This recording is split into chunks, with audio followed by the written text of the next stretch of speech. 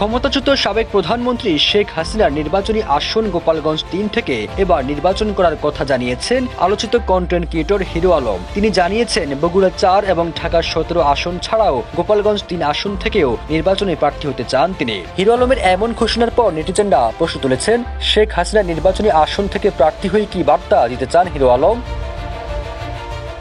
৬ November সামাজিক যোগাযোগ মাধ্যমে নিজের ফেসবুক থেকে হিরো আলম লিখেছেন, জনগণ সাহস দিলে গোপালগঞ্জে শেখ হাসিনা আসনে নির্বাচন করতে চাই। গোপালগঞ্জের লোক ভোট দেবেন তো?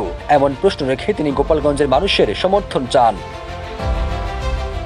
এর আগে তিনি ঢাকা ১৭ এবং বগুড়া ৪ আসন থেকেও নির্বাচনে প্রার্থী হওয়ার ঘোষণা দিয়েছিলেন। ঢাকা ১৭ আসনে তাকে লড়তে হবে বেশ কিছু শক্তিশালী প্রার্থীর সঙ্গে, যার মধ্যে রয়েছেন বাংলাদেশ জাতীয় পার্টির প্রার্থী আন্দালিব রহমান পার্থ, জামাত ইসলাম ও এনসিপি সহ আর বেশ কিছু দলের প্রার্থীর সঙ্গে। বগুড়া ৪ আসনেও প্রার্থী হিসেবে লড়বেন হিরো আলম। হিরো আলম বলেন, অনেক দলের নেতার সঙ্গে আলোচনা করছেন এবং যদি সঠিক জায়গায় সমঝোতা হয় তবে তিনি কোনো একটি দলের হয়ে প্রার্থী হবেন। যদি সেটি না হয় তবে তিনি স্বতন্ত্র প্রার্থী হিসেবেই নির্বাচনের মাঠে থাকবেন। তিনি বলেন, আমার নির্বাচনী কার্যক্রম অনেক আগে থেকেই শুরু হয়েছে। ঢাকায় যখন নির্বাচনের ঘোষণা দিয়েছি তখন অনেকেই ফোন করে উৎসাহিত করেছেন।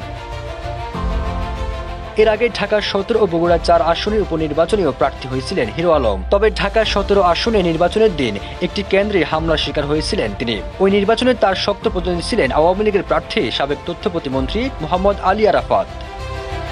সবুজ আলম, নিউজ ডেস্ক, ইত্তেফাক।